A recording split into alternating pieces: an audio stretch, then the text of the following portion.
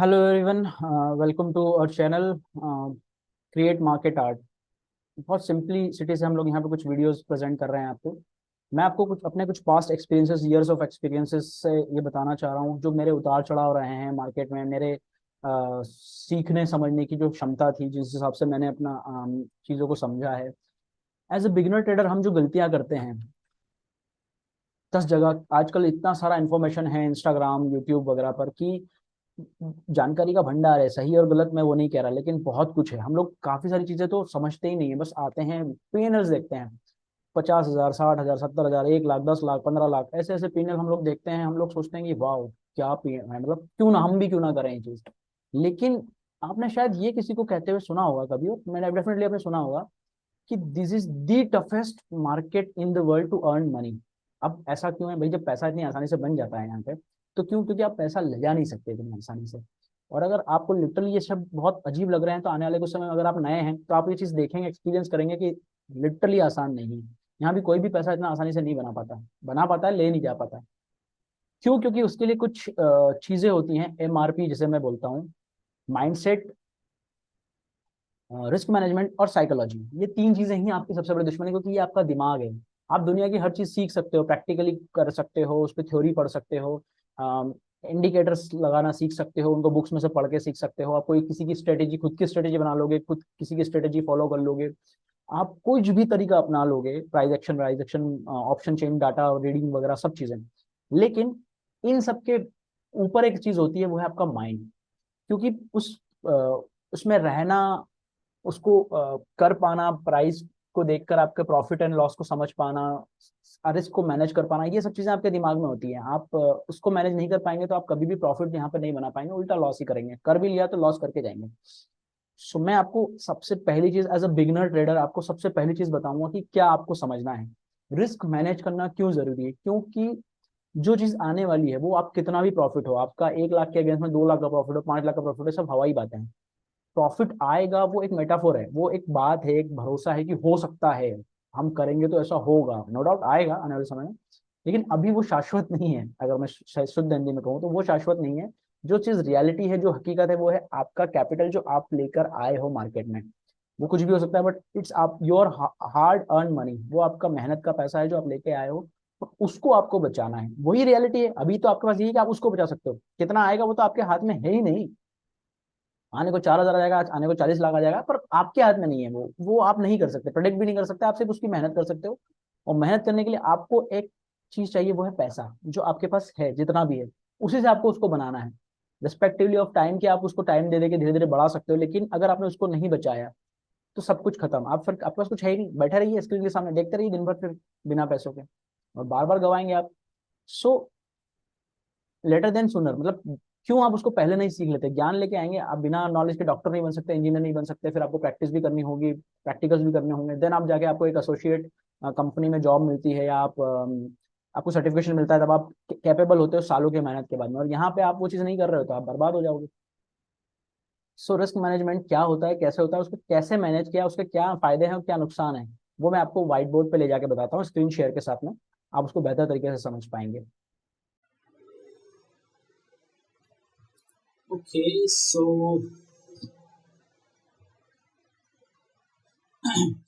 हम लोग हमारे व्हाइट बोर्ड पे हैं। मैं यहाँ पे आपको कुछ चीज़ें बता रहा हूँ, एक्सप्लेन करता हूँ। देखिए, एज अ बिगनर आप बहुत सारी चीज़ें यहाँ पर देखते हैं, समझते हैं, ओवरवेलमिंग होते हैं, बेसिक बातें करते हैं कि एज अ बिगनर क्या गलती इनिशियली हम लोग करते हैं और क्यों हम इतने पैसों को देख के पागल हो जाते हैं और हम लॉसेस करने लगते हैं, हम उस दलदल में फंस जाते हैं जहाँ से निकलना नॉट इम्पॉसिबल, बट बड़ा मुश्किल हो जाता है। सो मैं कुछ कंपोनेंट्स की बात करता हूँ। हम लोग जब आते हैं तो दो तीन कंपोनेंट्स होते हैं, आई मीन दो तीन नहीं होते, कुछ ज़्यादा होते हैं, जैसे कि bank nifty. So bank nifty, nifty, fin nifty, sensex. Sensex हो गया, उसके बाद में हमारा हो गया स्टॉक कैश, स्टॉक का एफ स्टॉक कैश में हो गया। और देन फिर आता है हमारा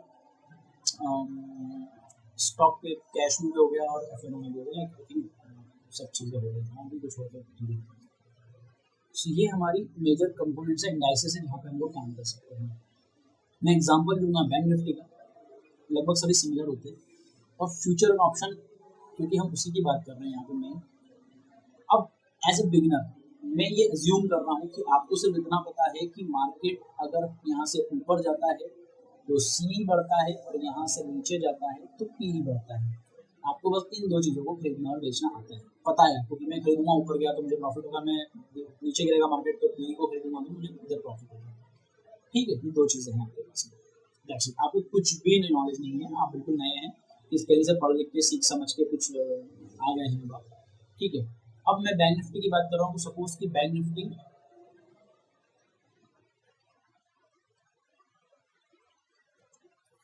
ये इसकी थिकनेस बार बार बढ़ जाती है, मैं इसको चेंज कर देता हूँ। सपोज कि बैंक निफ्टी अभी चल रहा है 44,000। जस्ट एक उदाहरण, बैंक निफ्टी 44,000 के आसपास है, मार्केट खुलता है और आप यहाँ पे 1 लाख रुपए लेकर आए हैं। आप अपने हिसाब से इस कैलकुलेशन को कम या ज़्यादा कर लीजिएगा, लेकिन आप 1 लाख रुपए आए हैं, लेके आए हैं, ये मैं भी प्रेडिक्ट कर रहा हूँ, मैं ऐसा सोच रहा हूँ। और आपने 44,000 पे, ये हमारा चार्ट है,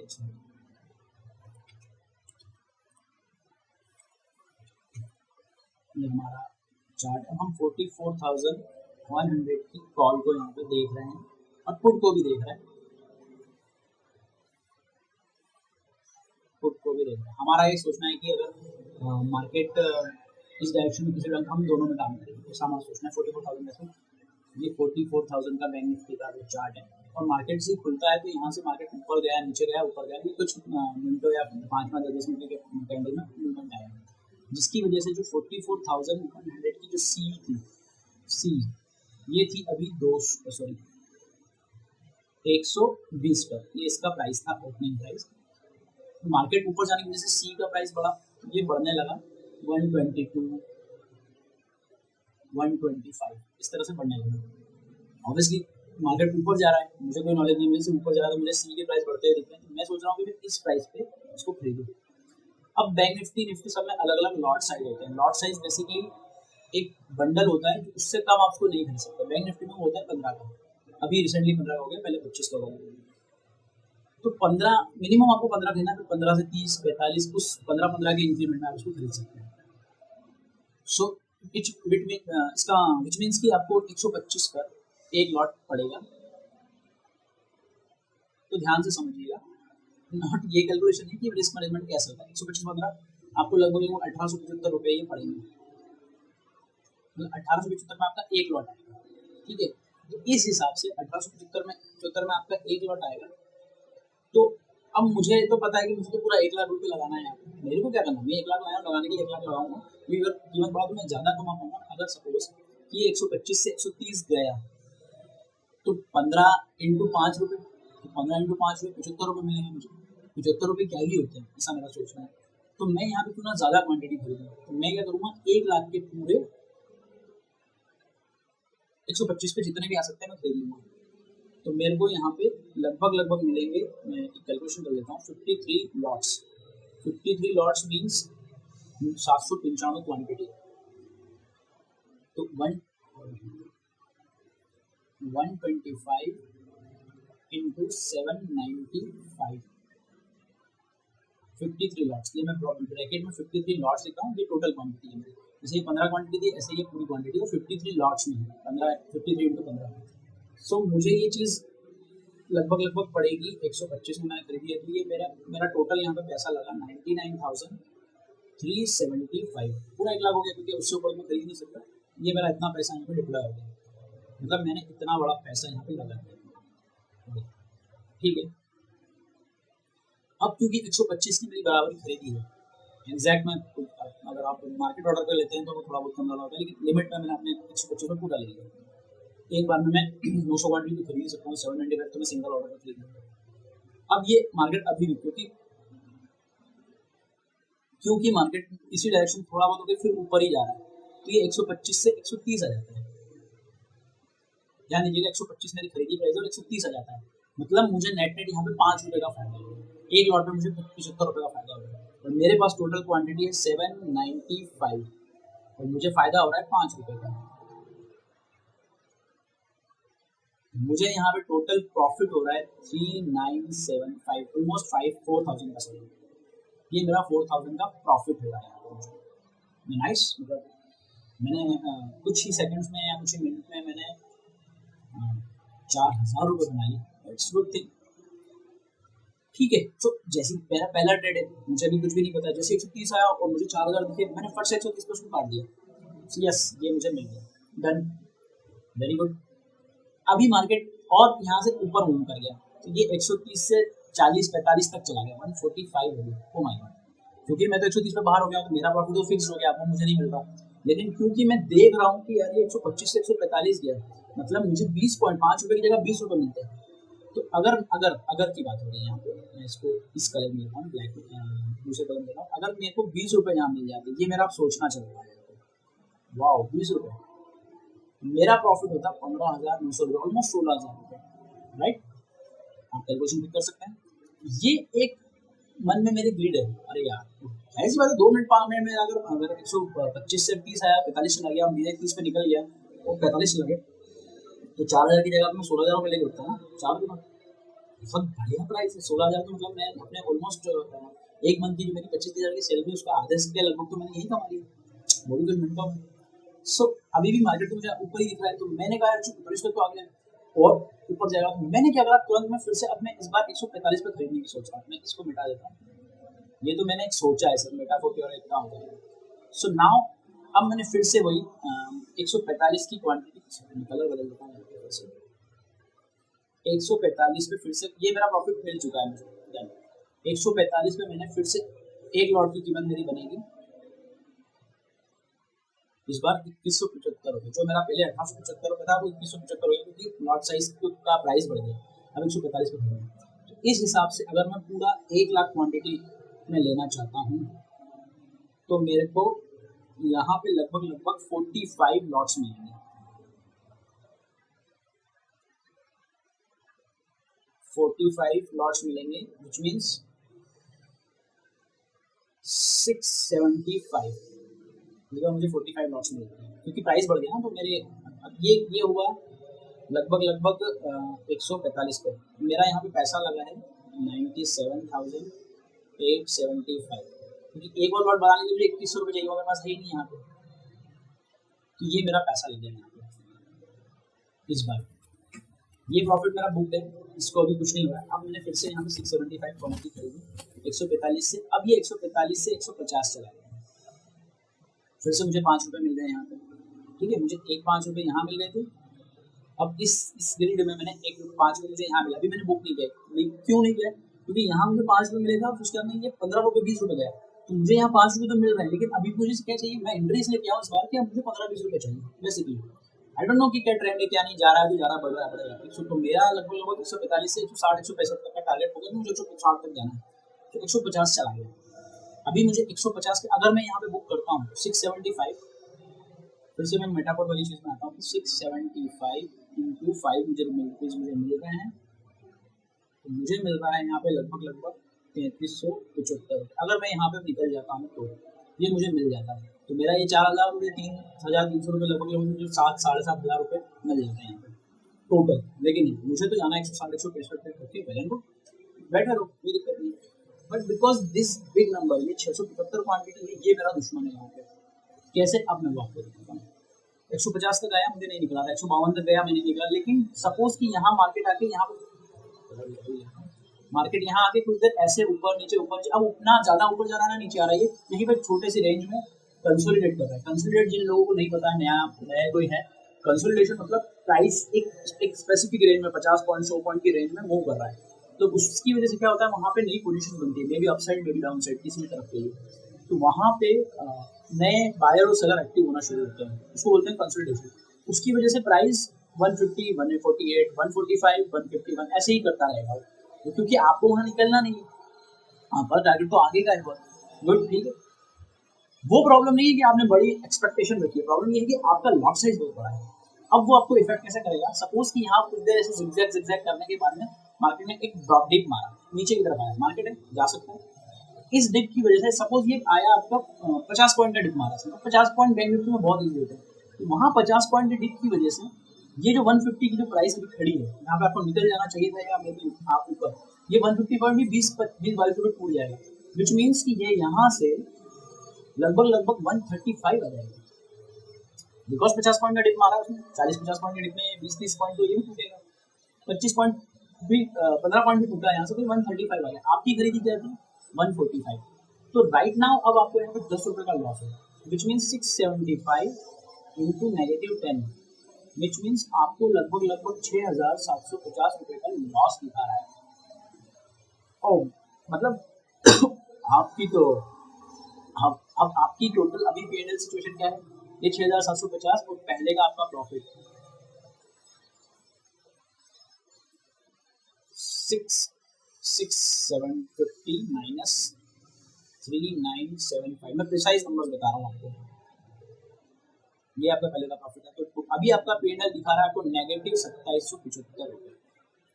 अब आप बोलेंगे अरे ये क्या हो गया यार, 4,000 के प्रॉफिट में था तो अभी 7-7,500 रुपये प्रॉफिट था, और एकदम से मार्केट को क्या हुआ, मैं तो 2,500 से ऊपर का नुकसान दिखने लग गया।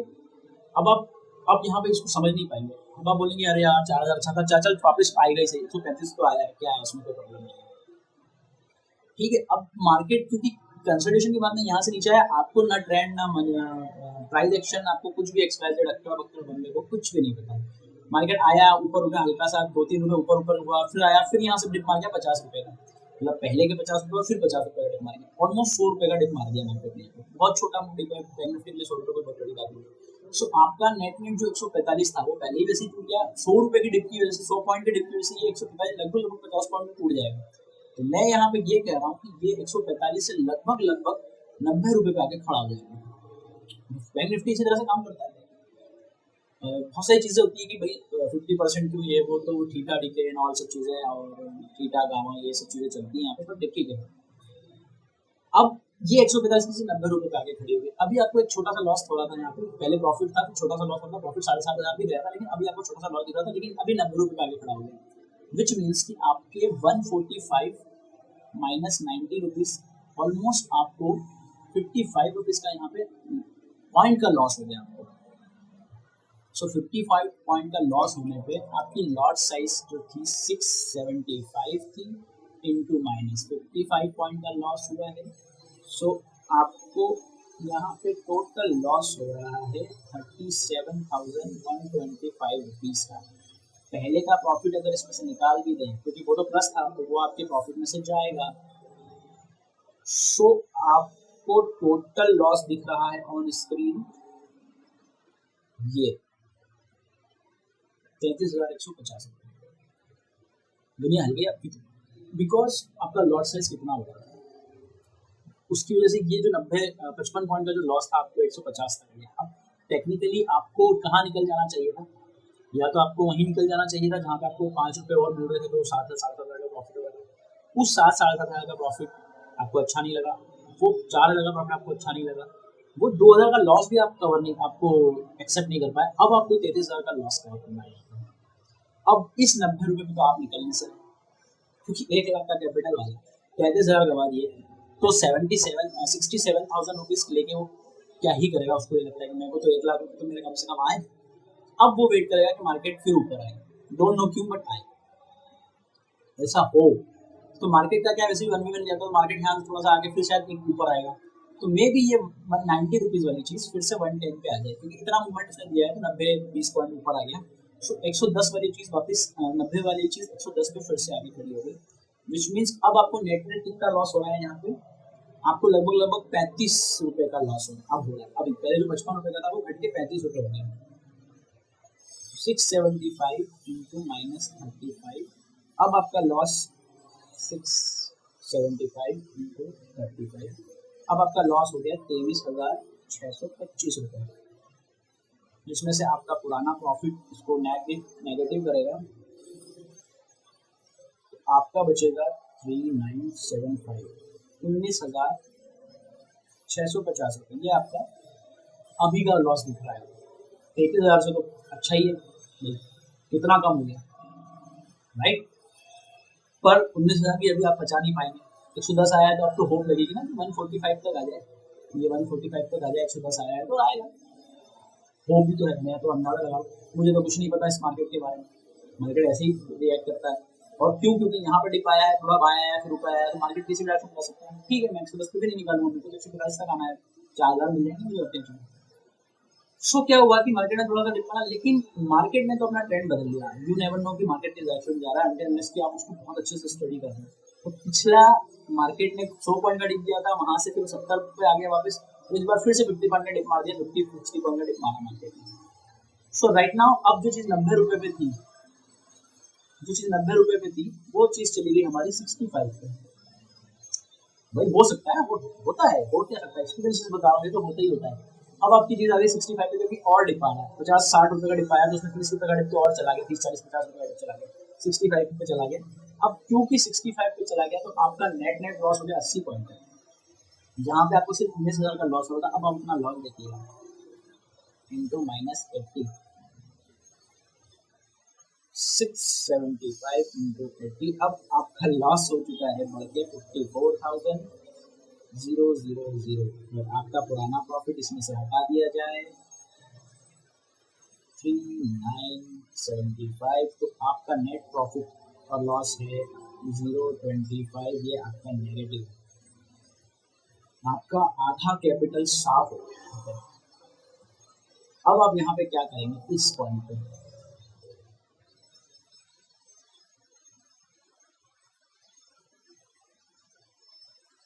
अब आप यहाँ से निकल सकते हैं, आपके पास कोई ऑप्शन नहीं है। आप कहेंगे 50 चला गया, 50 तो चल जाएगा, आपने यहाँ पे इसको काटना ही पड़ेगा, वरना तो बचाओ बचा के चला जाएगा, हूँ क्या ही कर लेंगे। और अब क्योंकि आपने इस पे इसको काटा, अब आपके कैपिटल में से ये वाला अमाउंट तो निकल गया। अब मैं एक नेट नेट आपको देखूँ तो 49,000 ये आपके पास में पैसा बचा हुआ ये, ठीक है। अब आपके पास में ये पैसा बचा हुआ है। अब इस पैसे से 50,000 अप्रॉक्स से आप क्या 50,000 की रिकवरी कर सकते हैं? कहाँ आप 3-4 क्वाइट इम्पॉसिबल। क्यों? क्योंकि अगर आप ये इसको रिकवर करने के चक्कर में लगेंगे, तो आप गलत डिसीजन लेंगे और ये बचा हुआ अमाउंट भी आपका जाएगा। ये हो गया आपका रिस्क मैनेजमेंट ना करने का। अब आपको अभी आधी कहानी पता है कि रिस्क मैनेजमेंट ठीक है ना, मतलब बड़े क्वांटिटी में काम किया तो बड़े लॉसेस हुए, तो इससे मुझे क्या रिस्क मैनेजमेंट कैसे मुझे बचा सकता है। अब मैं आपको सेम सिनेरियो की बात करता हूँ, रिस्क मैनेजमेंट आपको कैसे बचा सकता है, मैं ये सब बता देता हूँ ताकि आपको एक नए ढंग से इसी पूरा सेटअप पे ही काम करता हूँ कि हम कैसे रिस्क मैनेजमेंट की बात कर सकते हैं। सारी चीज़ें सेम रहेंगी हमारी, बस हम यहाँ पे एक चीज़ इम्प्लीमेंट करेंगे कि हम अपना रिस्क को मैनेज करेंगे। रिस्क मैनेजमेंट क्या होता है? रिस्क मैनेजमेंट वो चीज़ होगी कि हम लोग मार्केट में आने से पहले ही हमारा डिफाइन करें रिस्क, हम इतना लॉस लेंगे, उससे क्या फ़ायदा होगा अब अभी देखेंगे। मैं बाकी चीज़ें नहीं बता रहा हूँ, ये चीज़ें आपको समझने में हेल्प करेंगी क्योंकि मैंने सिनेरियो चेंज नहीं किया। अब आप इसमें समझिए, सब कुछ चीज़ें वही सेम, मैं आपको बस पॉइंट आउट करते करते बता दूंगा कि क्या हुआ क्या नहीं हुआ, ठीक है। सेम सिनेरियो आप ये भी बताता हूँ, 1 लाख रुपये लेके आया, अब आप फिर से 1 लाख रुपये लेके आए हैं। उप्स, आई थिंक आपको मेरी वजह से वो दिख नहीं रहा, मैं इसको थोड़ा सा आपको थोड़ा सा मेरा पोजीशन को चेंज कर देता हूँ, या आपको ये बेटर दिखेगा कैलकुलेशन, ठीक है। ये सारी चीज़ें आप ठीक है। सो ना सेम सिनेरियो है, हम उसको फिर से एक्सप्लेन करते हैं, लेकिन इस बार एक चीज़ इंप्लीमेंट करेंगे हम इसमें रिस्क मैनेजमेंट। सपोज कि यही सारी चीज़ें हैं, हमारा कॉल और पुट है, हमें सिर्फ पता है कि ऊपर जाने पे कॉल लेना है, नीचे जाने पे पुट लेना है, 44,000 पे बैंक निफ्टी खड़ा है, बैंक निफ्टी में काम कर रहे हैं, 14,000 शो का सी पी हम लोग देख रहे हैं, मार्केट उसी तरह से खुला ऊपर गया, 120 122 आया, 25 आया, 125 में हमने खरीदने का सोचा। लेकिन यहाँ पर मैंने एक चीज़ करी कि क्योंकि मेरे पास में 1 लाख रुपये है और मैं एक ट्रेड में 3% का रिस्क लूँगा, लोग तो 1 से 2% का बोलते हैं, मैंने कहा ठीक है पैसा तो थोड़ा बनाना है, थोड़ा रिस्क लेना पड़ेगा, 3%, विच मीन्स 3,000 का रिस्क लेने को मैं तैयार हूँ रुपीज़ का एक ट्रेड पे, इससे ज़्यादा नहीं। अब 3,000 का रिस्क लेने को तो मैं तैयार हूँ, लेकिन 3,000 के रिस्क के अगेंस्ट में क्या मुझे 5-10 पॉइंट पे रिस्क लेना, क्योंकि बैंक निफ्टी में 5-10 पॉइंट का मूवमेंट तो हो जाता है, तो मैंने सोचा कि मैं 20 पॉइंट का यहाँ पे मेरे पास में बनता है, एक मूवमेंट आया तो मैं एक अप्रॉक्स लगा रहा हूँ 20 पॉइंट, तो 125 से 105, राइट। 125 से 105 अगर गया तो मैं अपने 105 पे निकाल दूंगा। मैंने 125 पे वही चीज़ खरीदी, लेकिन यहाँ पे मैंने क्या किया, सिर्फ 20 पॉइंट का रिस्क डिफाइन किया। तो क्योंकि मैं 20 पॉइंट का ही रिस्क ले सकता हूँ और मेरा लॉस 3000 ही होना चाहिए इस ट्रेड में, इससे ज़्यादा नहीं होना चाहिए, तो कितने लॉट या कितनी क्वांटिटी में बाय कर सकता हूँ? Answer is simple.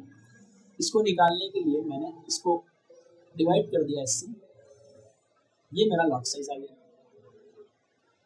क्योंकि मैं 20 पॉइंट का लॉस ले रहा हूँ कर सकता हूँ। अगर मैं 125 से 105 जाना चाह रहा हूँ, 20 पॉइंट का लॉस लेना चाह रहा हूँ, तो 20 पॉइंट के लॉस में, हाँ सही तो है ना, तो मुझे यहाँ पे 20 को कट करना है, तो यहाँ पे मेरा 150 लॉट आएगा। मैं कंफ्यूज हो गया था, 150 20 से डिवाइड होगा और 10 से नहीं होगा, तो 150 मेरा लॉट साइज आएगा, तब मैं 20 पॉइंट का रिस्क ले सकता हूँ और 3000 ही लॉस होगा। अब मेरा लॉट साइज फिक्स हो गया, मैंने 150 ही खरीदना है। सो ये रिमेंबर 15 इंटू 125 बराबर 1875, ये मेरा एक लॉट खरीदने का पैसा है। तो मेरे को 150 क्वांटिटी खरीदना है, जो कि अप्रॉक्स मेरा होगा 10 लॉट। सो मेरे को यहाँ पे लगेंगे 1875,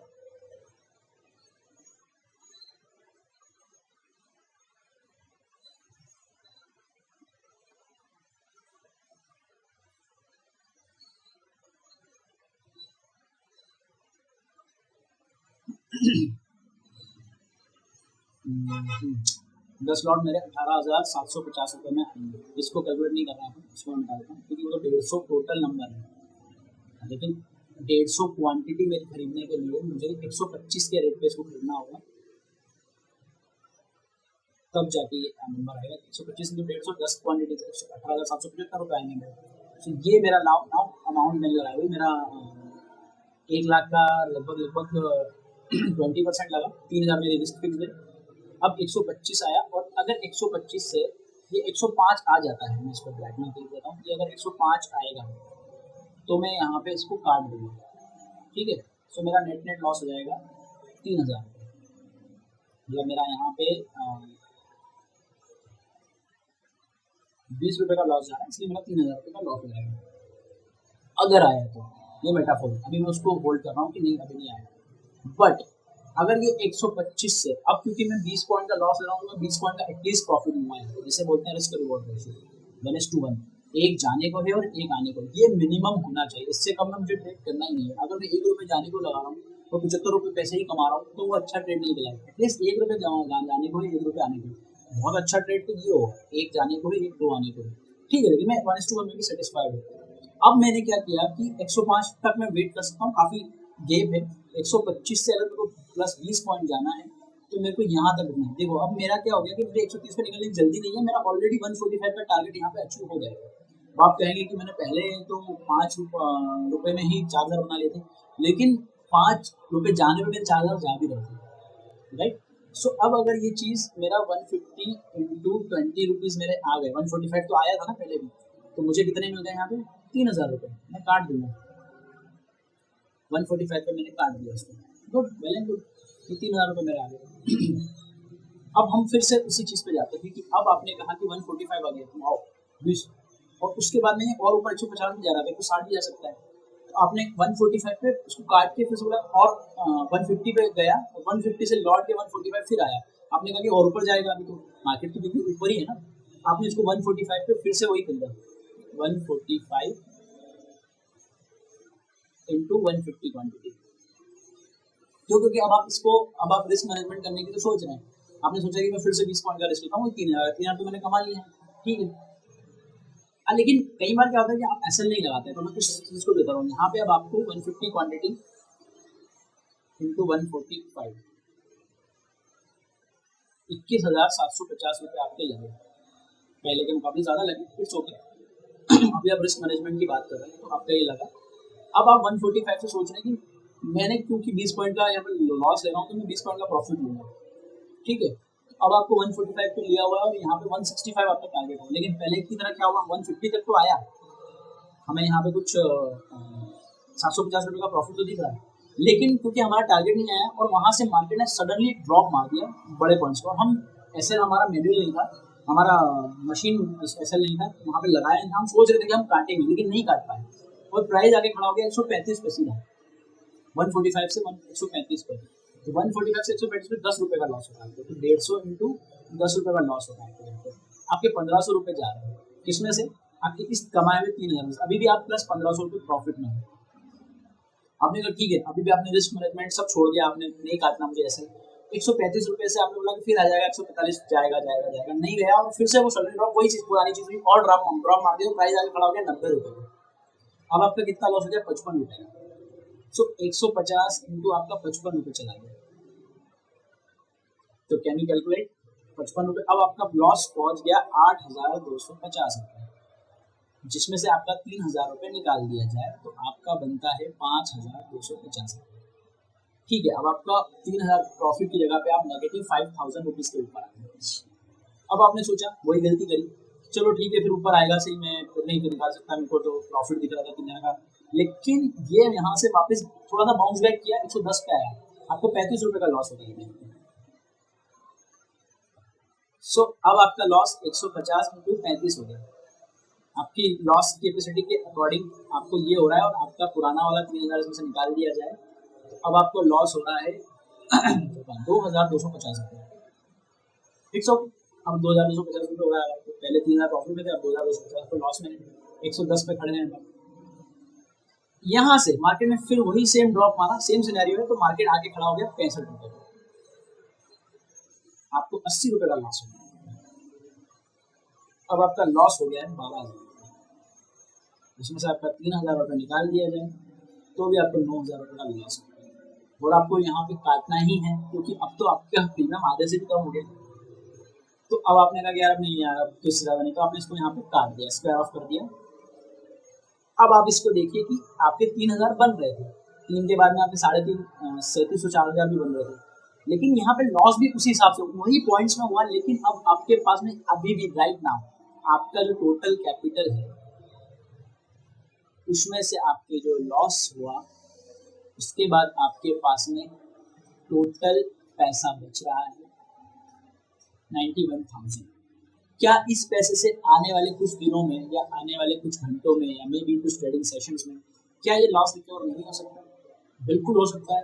आप 91,000 लेके बैठे रहेंगे, आपका माइंड काम रहेगा, आप काम कर पाएंगे, बशर्ते पिछले वाले में तो आपका 50% कैपिटल हो गया था, यहाँ पे आपका सिर्फ 9% रहेगा।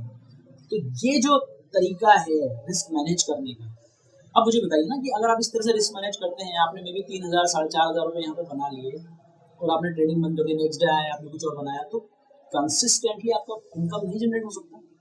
लेकिन अगर आपने एक दिन में ही 50,000 बनाने के चक्कर में 50,000 उड़ा दिए, बचे 50,000 में आप क्या अगले कुछ दिनों में 50,000 रिकवर कर पाएंगे?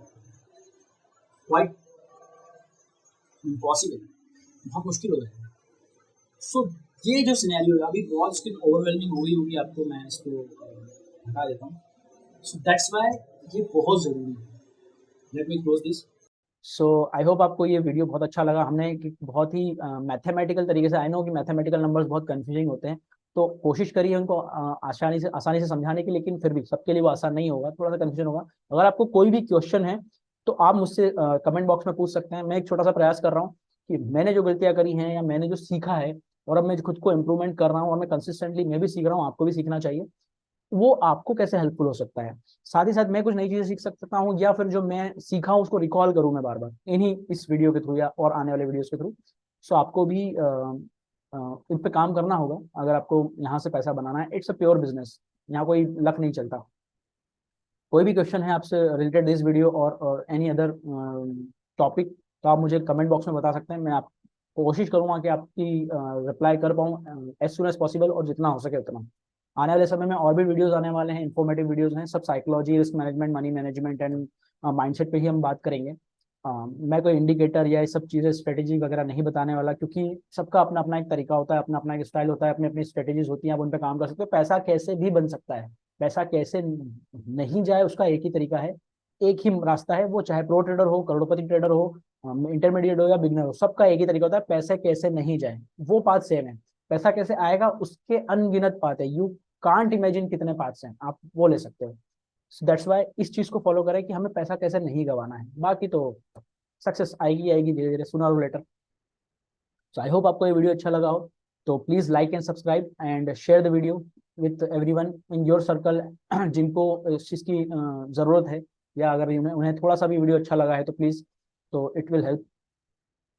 बाकी डू लाइक सब्सक्राइब एंड हमारे साथ बने रहिए और भी वीडियोज़ के लिए। Thank you.